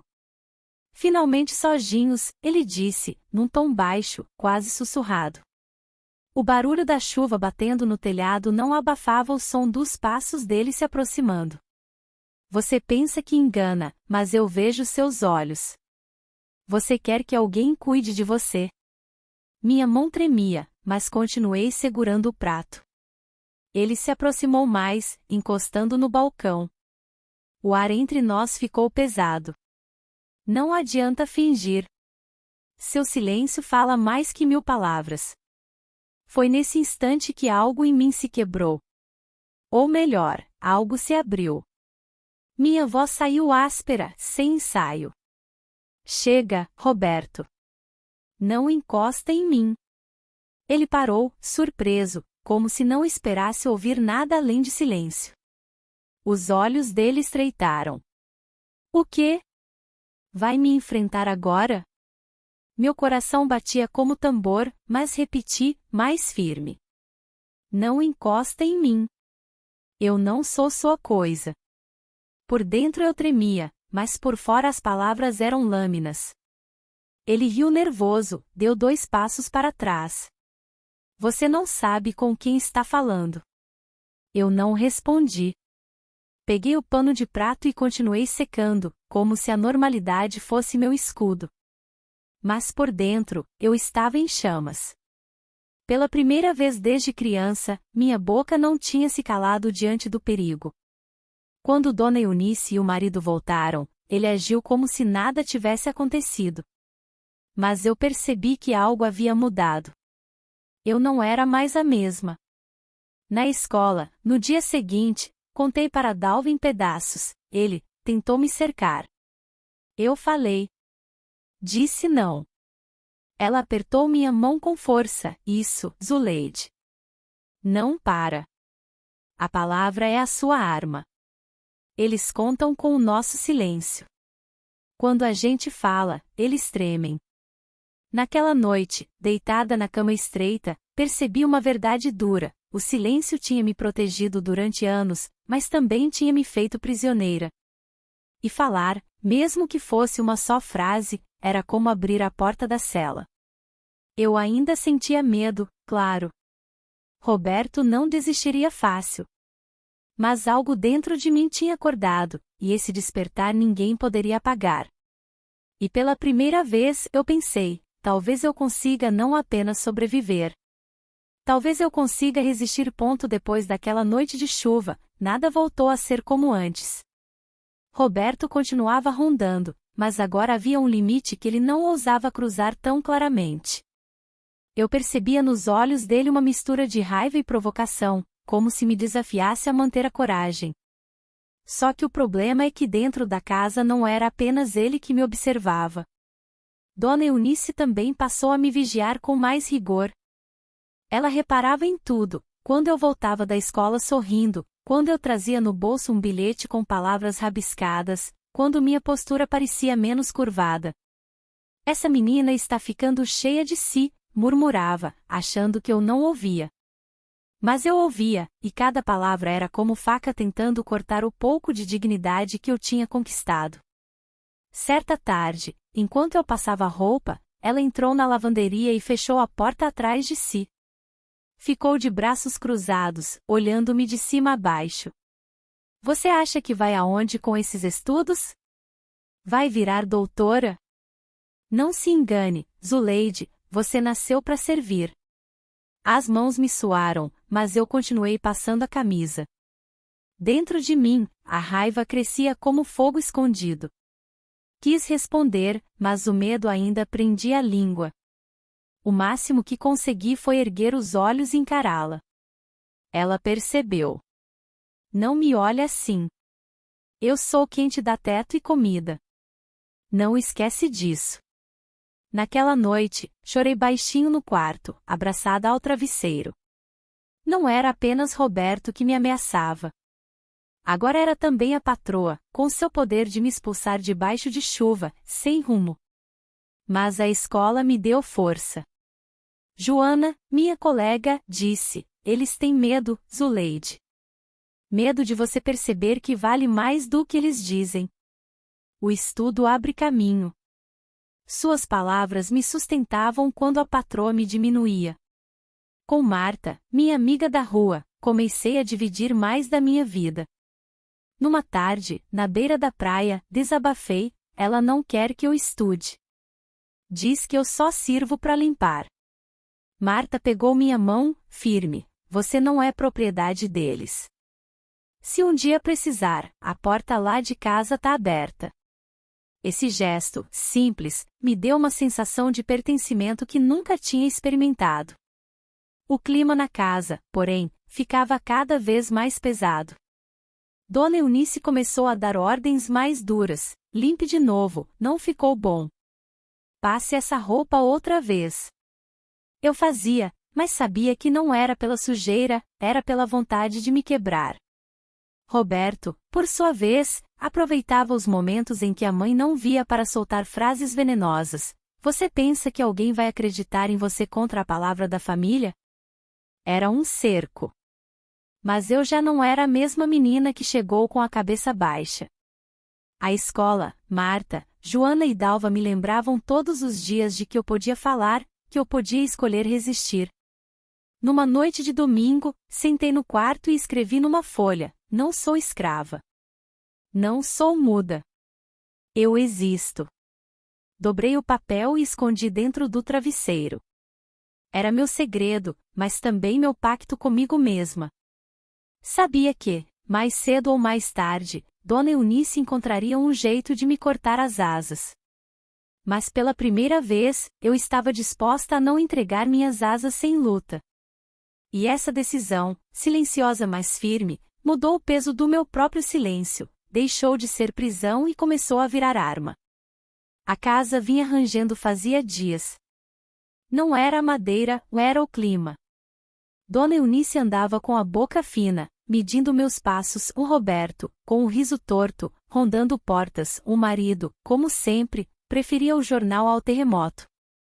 Eu fazia meu serviço em silêncio de ferramenta, lustrava, lavava, cozinhava. Mas, por dentro, a palavra que eu vinha treinando na escola afiava-se como faca de pão: não corta fundo, mas corta sempre. A faísca caiu numa quarta-feira. Eu tinha voltado do curso noturno, guardei o caderno no quarto e fui direto para a cozinha preparar o jantar do dia seguinte: arroz solto, feijão já temperado, uma farofa de cenoura que as crianças adoravam. Quando terminei, deixei a pia brilhando, apaguei as luzes e fui dormir. De manhã, Dona Eunice me esperava na sala com o caderno na mão. A capa, azul, estava amassada nas pontas dos dedos dela. "O que é isto?" perguntou, como se fosse um objeto proibido. "Meu caderno, senhora." Ela folheou as páginas devagar, lendo em silêncio trechos de exercícios, uma redação sobre quem eu quero ser e, no fim, o bilhete que eu tinha escrito para mim mesma: não sou escrava. Não sou muda. Eu existo. Ela leu alto. E sorriu. Não um sorriso bonito. Um sorriso de deboche. E desde quando empregada doméstica precisa existir além de trabalhar? Quem paga o seu prato sou eu. Quem decide se você estuda sou eu. Entendeu? Senti o rosto esquentar. À minha frente, a pessoa que me dava teto, sim, mas que também queria me tirar o chão. As mãos suavam, mas eu respirei como o professor ensinara antes das leituras: enche o peito, solta devagar. Estudar não atrapalha meu serviço, Dona Eunice. Ajuda. Ontem mesmo a senhora me mandou conferir as contas do mercado e não faltou um centavo. Ela bateu o caderno na mesa. Não me responda. A partir de hoje, escola acabou. Você chega, trabalha, dorme. E guarde esse papelzinho de revolta, ouviu? O papelzinho de revolta era a minha vida recente. Eu podia ter engolido. Fiz isso a vida toda. Mas algo dentro de mim, a menina da rede que aprendeu a dizer não, puxou minha língua para fora. Com licença, mas eu vou continuar indo. O silêncio que veio foi grosso. Até o relógio pareceu esquecer de bater. Ela inclinou o corpo, venenosa. Como é? Vai me desafiar dentro da minha casa? Eu não gritei. Eu não sabia gritar. Mas a voz saiu inteira. Vou estudar porque isso é meu. Eu faço o serviço direito, a senhora sabe. E depois do serviço, a minha vida é minha. Foi quando Roberto apareceu no corredor, atraído pelo cheiro de pólvora. Encostou no batente, cruzou os braços, satisfeito por antecipação de briga alheia. Mãe, essa menina está precisando de um susto para lembrar de onde veio. Dona Eunice não precisou da ajuda. Recolha suas coisas. Se colocar o pé fora hoje à noite, não volte mais. Rua é o seu destino. A palavra rua me cortou. O medo antigo, de nova esperança, quis pular na minha frente. Dormir onde? Comer como? Eu quase desmanchei. Quase pedi perdão. Quase disse sim, senhora. Mas lembrei da voz de Dalva, quando a gente fala, eles tremem. E lembrei do lençol branco no varal de Dona Lourdes naquela madrugada, o sinal de uma porta aberta. Eu não estava tão só como antes. Eu não vou sair agora, respondi, devagar. Eu cumpro meu horário. E hoje à noite vou à escola. Amanhã, se a senhora quiser que eu vá embora, eu vou. Mas não vou pra rua. Eu tenho pra onde ir. Ela estreitou os olhos. Tem? Pra onde? Pra casa de uma amiga. E pro curso. E pro trabalho que eu posso encontrar com quem me respeite. Roberto riu, soprando o desprezo pelo nariz. Empregada respondona não dura. Ninguém te quer. Então por que você tanto me ronda, saiu antes de eu pensar. Ele empalideceu e, por um instante, o homem da casa teve cara de menino flagrado roubando doce. Dona Eunice bateu a mão na mesa. Chega. Aqui dentro, quem manda sou eu. Você não sai. Eu saio. E volto na hora de trabalhar. Ou, se a senhora preferir, não volto. Mas sair, eu vou. Virei as costas com o caderno no peito e fui pro quarto. As mãos tremiam depois do ato, como sempre acontece quando a gente enfrenta pela primeira vez. Sentei na cama, respirei, pensei em Marta, na praia, no barulho do mar que dizia vai. Peguei 2 mudas de roupa e coloquei na sacola. Se ela me expulsasse naquela noite, eu já estava pronta. No portão, mais tarde, a cena final do espetáculo, Dona Eunice parada, braço na cintura, Roberto ao lado, mordendo a bochecha, com a raiva de quem não venceu. As crianças olhavam curiosas, sem saber de nada. O marido fingia jornal. Eu, com a sacola leve, o caderno sob o braço. Última chance, Zuleide, ela disse, num sussurro duro. Dá meia volta e esquece essa bobagem de escola. Eu segurei o caderno com as 2 mãos. Olhei para a rua, cheia de gente, ônibus, vendedor de picolé, vizinha varrendo a calçada. O mundo existia além daquele portão. Não é bobagem. É a minha vida. E eu vou. Abri o portão. O ferro cantou baixo. Dei 2 passos e, do nada, ouvi uma voz que me puxou pro lado de fora com força de abraço. Zuleide. Era Marta, parada na calçada, com um sorriso tenso e um saco de livros nos braços. Vamos juntas. Hoje tem prova de redação. Dona Eunice bufou. Ah, então é essa que te instiga. Vadia sem vergonha. Marta não abaixou a cabeça. Senhora, respeito é bom e cabe em qualquer lugar. E virou para mim, anda, que a gente se atrasa. Eu saí. Não corri.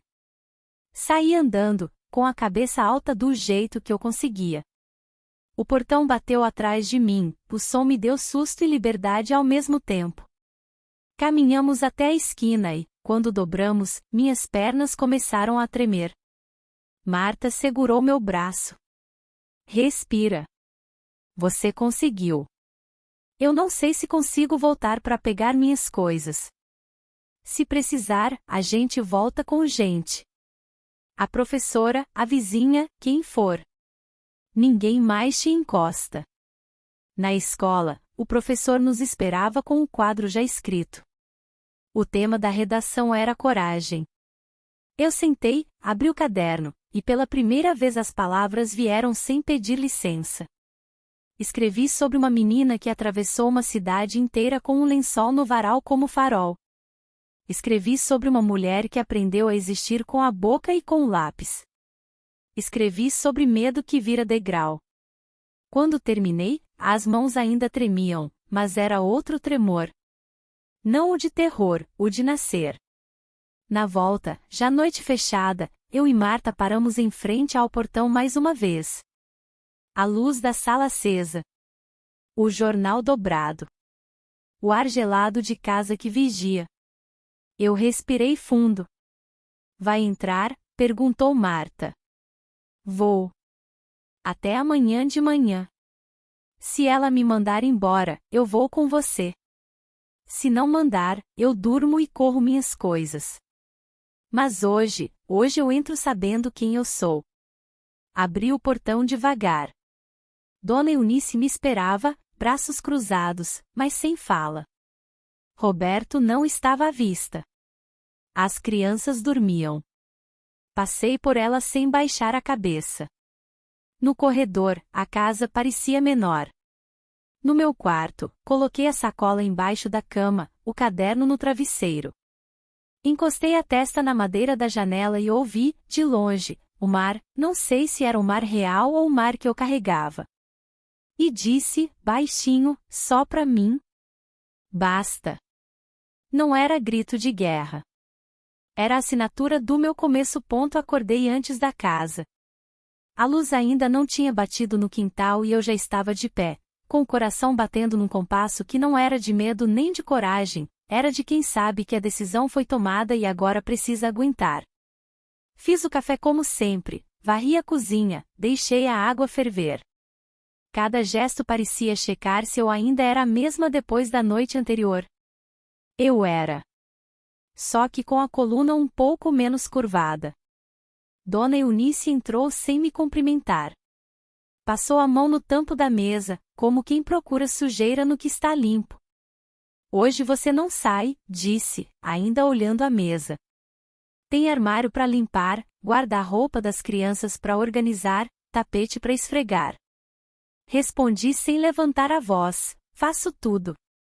E, à noite, vou para a escola. Ela levantou os olhos, fina.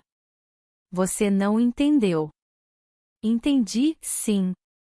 E já respondi. O silêncio que veio ficou pendurado entre nós como roupa molhada. Ela respirou fundo, virou as costas e foi distribuir ordens pela casa como quem espalha sal grosso. Trabalhei dobrado. Não por medo. Por método. Lavei o tapete até a água sair clara, alinhei as camisetas por cor, deixei o fogão brilhando. Eu sabia que, se o motivo para me segurar fosse serviço mal feito, não haveria desculpa. O corpo doía, mas doía do jeito certo, o da tarefa cumprida. Perto do meio-dia, Roberto apareceu na porta da lavanderia. Ficou encostado no batente, braços cruzados. O olhar dele vinha como vento morno, desses que a gente sabe que não refresca. Soube que ontem você fez cena no portão. Não respondi. Continuei esfregando. Cuidado para não confundir a casa dos outros com a rua.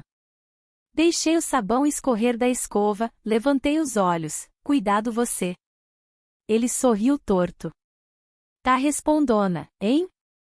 Deu um meio passo. A mão dele saiu do braço, mas ficou no ar, como se o próprio gesto tivesse lembrado do que havia do outro lado da porta, da sala, da mãe, do pai. Eu segurei o cabo da escova como quem segura a própria voz. Não encosta. E, dessa vez, falei alto o suficiente para atravessar a casa. O marido de Dona Eunice tossiu do sofá, aquele tipo de tossida que diz eu ouvi e não vou me meter. Mas era ainda assim uma testemunha. Ele deu de ombros. Relaxa. E foi embora, deixando o cheiro de perfume e deboche. À tarde, enquanto eu passava pano no corredor, ouvi palmas no portão. Era Marta, com o cabelo preso num lenço e um envelope na mão. Trouxe um recado da escola, disse, alta o bastante para qualquer ouvido curioso. A professora quer falar com os responsáveis dos alunos que trabalham. Vai ter reunião hoje sobre horários e segurança no trajeto. Ela me olhou rápido, e eu entendi, era mais que recado, era presença. Dona Eunice surgiu na sala, braços cruzados. Reunião? A essa hora? Escola agora manda na minha casa? Marta não baixou a cabeça. É sobre garantir que as moças não cheguem sozinhas de noite. A gente vai combinar de voltar em grupo, por causa dos assaltos. A palavra assaltos pousou bem no meio do medo das madames. Dona Eunice hesitou um segundo, e nesse segundo eu respirei. Volte direto, cravou, por fim. E nada de conversinha. Concordei. Quando Marta foi saindo, sussurrou sem mexer os lábios, hoje a gente resolve suas coisas. O resto da tarde passou devagar, como panela em fogo baixo. Eu terminei cada tarefa como quem confere tranca. Quando o relógio da parede bateu 6, lavei as mãos com calma, vesti a blusa simples, prendi o cabelo e peguei o caderno. No portão, Dona Eunice me mediu com os olhos. Lembre que a porta não é de igreja. Eu assenti e saí. Na esquina, Marta me esperava com Joana e Dalva. 3 mulheres plantadas na calçada, sólidas como poste. Vamos juntas, disse Joana. Fomos. No caminho, combinamos o plano como que em costura. Depois da aula, passaríamos na casa, eu pegaria minhas coisas com elas por perto. Se viesse confusão, a professora, que morava 2 ruas acima, estava de sobreaviso. Quanto do seu salário tá atrasado? Perguntou Dalva. Eu engoli seco. 2 semanas. Então a gente cobra. Bem quieto e firme. A reunião da escola foi rápida. O professor falou de horários, de caminhada em grupo, de caderno dentro da bolsa e não na mão, de atenção nas esquinas. Eu ouvi, ao mesmo tempo, ouvi outra coisa, pessoas. Um pedaço de cidade do meu lado. Não era mais a menina sozinha cruzando estrada de terra. Eu tinha nomes para chamar se precisasse. Saímos em 4. Quando chegamos ao portão, ele já estava entreaberto. A sala acesa, a TV ligada sem som. Entramos. Dona Eunice nos recebeu de queixo erguido. Que é isso? Procissão. Viemos pegar minhas coisas, falei. E acertar as 2 semanas. As palavras saíram limpas. Ela riu baixo. Acha mesmo que vai me dar ordem dentro da minha casa? Joana deu um passo, plantou os pés. Ninguém tá dando ordem. É acerto. Dalva completou, e com testemunha. Marta abriu o envelope, e com o recado da escola, se a senhora quiser ler. O marido continuava atrás do jornal. Cala que escolhe lado. Roberto não estava à vista. Eu entrei no quarto, puxei a sacola debaixo da cama, dobrei a blusa que faltava, guardei o sabonete que era meu. Não demorei. Voltei para a sala. O pagamento. Estendi a mão. Ela me olhou da cabeça aos pés, como quem prepara humilhação. Você devia me pagar por ter te tirado da roça. O sangue subiu, mas Dalva falou antes que a raiva me atropelasse. Dona, pague o que é devido e pronto. A simplicidade da frase cortou o ar. Dona Eunice foi até a cômoda, abriu a gaveta, contou as notas como quem arranca curativo devagar. Falta o vale da feira, acrescentei. A mão dela parou, os olhos fuzilaram. Atrevida. Mas completou o que faltava e jogou o maço na mesa. Eu não contei ali. Coloquei no envelope. Obrigada. Quando viramos para sair, Roberto apareceu no corredor. Viu as três ao meu lado e mordeu a frase que vinha. Abriu a boca e fechou.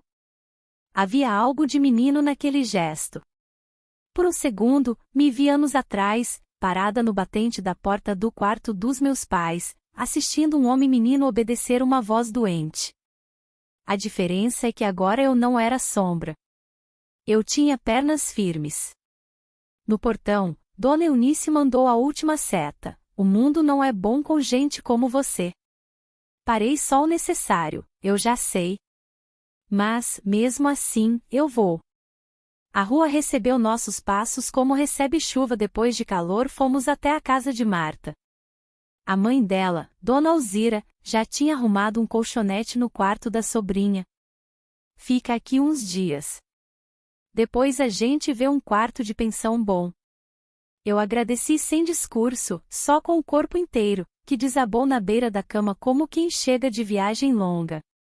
Nos dias seguintes, eu deixei currículos simples onde dava: padaria, farmácia, casa de família indicada por gente confiável, sem aqueles corredores escuros que eu já conhecia.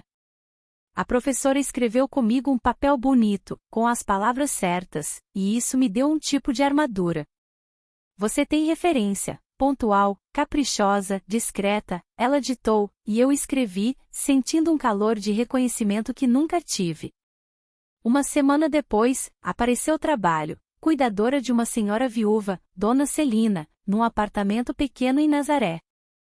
É só cozinhar simples, varrer, dar o remédio na hora, acompanhar no posto quando precisar, explicou a filha, uma mulher cansada, mas honesta no olho. O salário era curto, mas certinho, e tinha uma coisa que valia ouro: a chave ficava comigo. Confiança a gente constrói, disse a filha. Assinei o combinado com a caneta meio tremida. Quando peguei a cópia, senti a mão firme. Mudei-me para um quarto de pensão numa casa antiga, corredor comprido, janela para o beco. Tinha uma cama estreita, um cabideiro e uma prateleira. E silêncio bom, aquele que não pisa no peito. Na primeira noite, deitei e, pela primeira vez em muitos anos, ouvi apenas o barulho da cidade, não o do medo. Ainda acordei no susto 2 ou 3 vezes, o corpo acostumado à sentinela. Mas voltei a dormir. O sono veio como coisa que eu merecia. Continuei na escola. O professor comentou que minha letra tinha melhorado. Eu anotei sem graça e guardei aquele elogio do tamanho de uma casa. No intervalo, Marta me trouxe um pão com queijo da venda da mãe. Agora você tem chave de casa, chave de trabalho e chave de caderno, brincou. Eu ri, pequeno. Falta a chave de mim.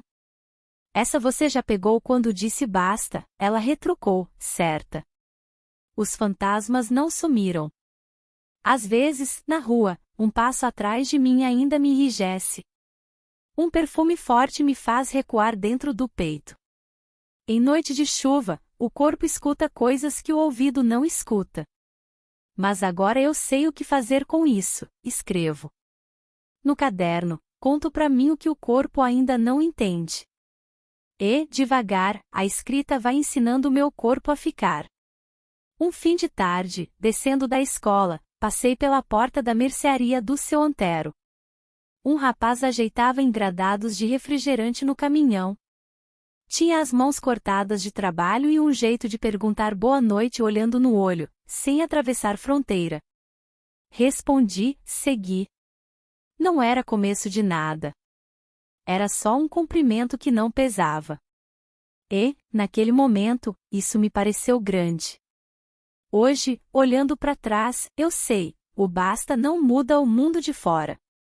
Muda o chão de dentro. No dia seguinte, a gente ainda precisa varrer, cozinhar, estudar, procurar teto.